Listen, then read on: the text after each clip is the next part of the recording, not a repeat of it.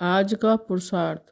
बाबा कहते हैं कि बच्चे, आप सभी अकाल मूर्त आत्माएं हैं, अजर अमर अविनाशी हैं और महाकाल के बच्चे हैं। उसकी छत्रछाया हमारे सिर पर है, तो महाकाल के बच्चों को काल से भयभीत नहीं होना चाहिए, अपनी मृत्यु से भयभीत नहीं होना चाहिए। हमारी मृत्यु तो वैसी ही होगी जैसा हम चाहते हैं।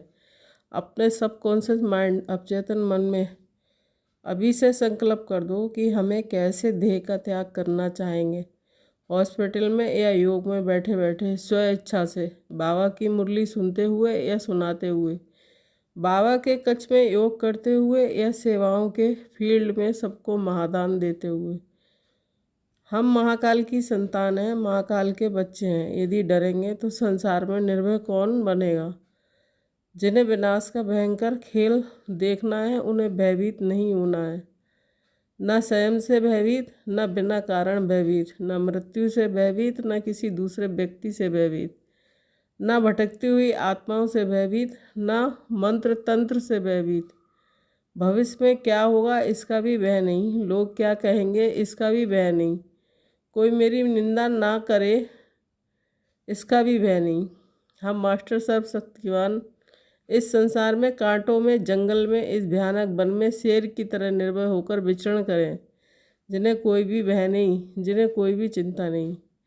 हमें चिंतित होने की ज़रूरत नहीं। जब भगवान हमारे सामने खड़ा होकर स्वयं कह रहा है कि सारी चिंताएं मुझे दे दो, बेफिक्र बादशाह बन जाओ, तो जब भगवान हमारी चिंताएं लेने को तैयार है, तो हम इस चिंता से भयभीत क्यों हैं। मेरे बच्चों का क्या होगा, यही ऐसा ना हो जाए, कहीं वैसा ना हो जाए। हम अपनी शक्तियों को पहचानें और याद करें। भक्ति में हमारे नाम का स्मरण करते ही भक्त निर्भय हो जाते हैं, चिंताओं से मुक्त हो जाते हैं, उनकी समस्याएं हल हो जाती हैं।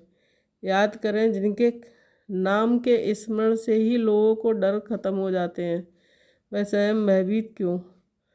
तो अपने सारे डर अपने परमपिता को अर्पित कर दो। अपने मनोबल में इतना अधिक बढ़ा दो कि कोई भी चीज़ आपको डरा ना सके। ऐसे नहीं कि कहीं आवाज़ हो और डर जाएं, बम गिरने लगे और डर जाएं, पुलिस आ जाए और डर जाएं, कुछ अनहोनी घटनाएं होने लगें और डर जाएं। अपनों को बार बार ये पढ़ा दें कि मैं निर्भय हूँ, विशेष रूप में आपको।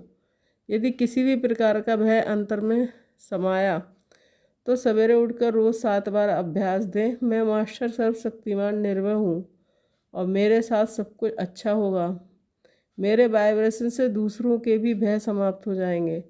अगर हम मास्टर सर्वशक्तिमान के नशे में रहते हैं तो हमसे चारों ओर शक्तियों की लाल किरणें फैलती रहती हैं और वह लाल किरणें दिखाई देती हैं भटकती आत्माओं को, क्योंकि भय भी बॉडीलेस अशरीरी हैं।